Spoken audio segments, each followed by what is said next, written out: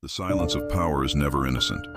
It carries with it the weight of calculations, betrayals, and whispered intentions that few ever perceive. Imagine a chamber without windows, lit only by the flickering of a single candle.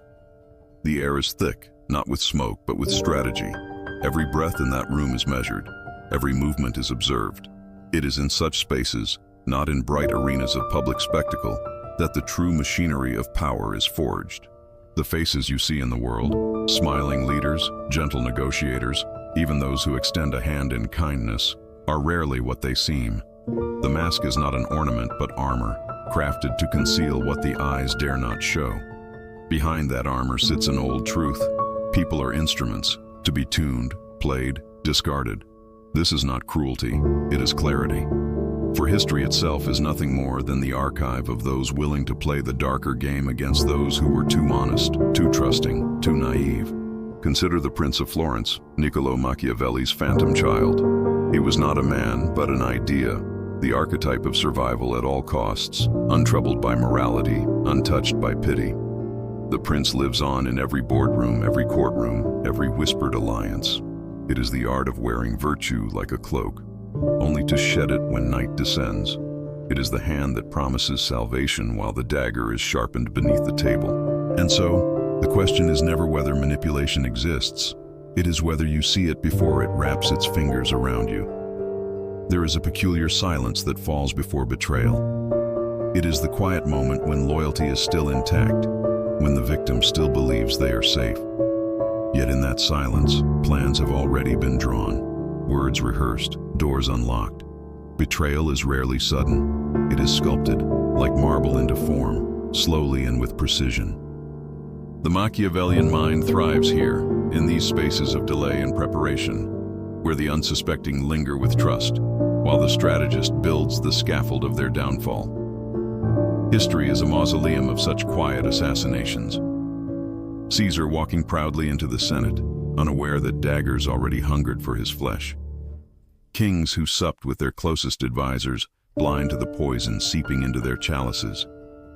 Friends who turned the key in the lock while smiling as if nothing had changed. The betrayal itself is less important than the control leading to it, the control of perception. To bend someone's reality is to disarm them. To cloak intent in silk is to render the strike invisible. And yet the Machiavellian does not gloat over the fall. Victory is not sentimental, it is sterile, pragmatic. The aim is survival, dominance, continuity. Every move is weighed. How much force can be applied without triggering suspicion? How much fear can be instilled without provoking rebellion? Manipulation is not chaos, it is geometry. Angles, shadows, reflections. The Machiavellian does not move against the grain of human nature. They exploit it, knowing that vanity, greed, insecurity, and fear are more predictable than the rising of the sun. Step into a crowded room. Every conversation, every handshake, every glance hides a transaction. Some are simple, born of affection or habit, but many are layered. One person hungers for approval, another seeks advantage, another hides envy.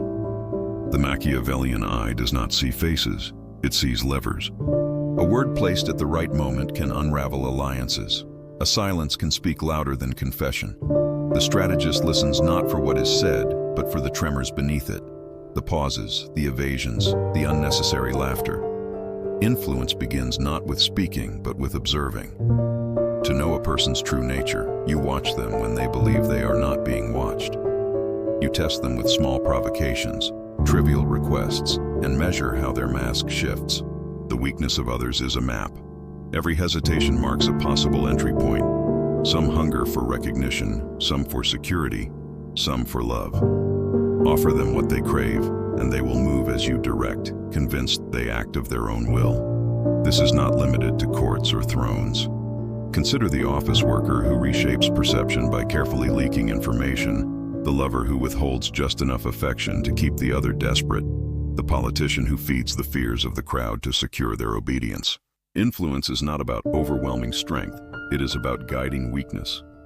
The strongest chains are not forged from iron, but from need. But there is a darker truth beneath all of this.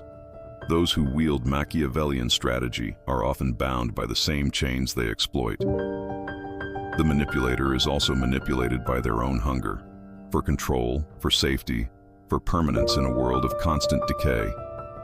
Behind every ruthless calculation lies a trembling fear, the fear of being outmaneuvered, outthought, undone. Power is never secure. It is borrowed, fragile, perpetually at risk. This paranoia becomes a companion. Trust dies first. Every ally is a potential enemy. Every word is weighed for betrayal. The strategist builds walls not only around their plans but around themselves, until isolation becomes the price of mastery. What appears as cold strength is often brittle, haunted fragility. The Machiavellian may conquer kingdoms of men, yet within their own mind, they are prisoners, pacing endlessly in a cell built from suspicion. And still the game continues. For to abandon it is to be consumed by those who will not hesitate to use the same methods against you. The Machiavellian accepts this paradox. You cannot step out of the dance without collapsing into irrelevance or destruction. It is the eternal duel, where even silence is a move and retreat is a declaration of weakness. The strategist survives not by finding peace but by mastering unrest. Imagine a chessboard stretching across centuries. The pieces are kings, peasants, generals, lovers, merchants, and children yet unborn. Each move echoes beyond the moment, creating ripples in families, nations, empires. Machiavellian psychology is not merely about personal survival. It is about shaping the flow of events so that history bends around you. Those who master influence do not simply win arguments, they alter destinies. Consider propaganda, how entire populations are swayed with symbols, slogans, carefully cultivated fears. The masses are not individuals but tides, moved not by reason but by emotion, repetition, and spectacle. A single image, repeated endlessly, can outweigh libraries of truth. The strategist knows that perception is stronger than fact, that myth is more enduring than reality. Yet even here, the dangers multiply. Power accumulated too visibly invites enemies. Control exercised too harshly provokes revolt. The art lies in balance, enough illusion to pacify, enough fear to restrain, enough hope to keep the chains unnoticed. Leaders throughout history have fallen not because they lacked strength, but because they lacked subtlety. The Machiavellian thrives not in open domination, but in the shadows, guiding without appearing to. And so, the candle burns low in the windowless chamber.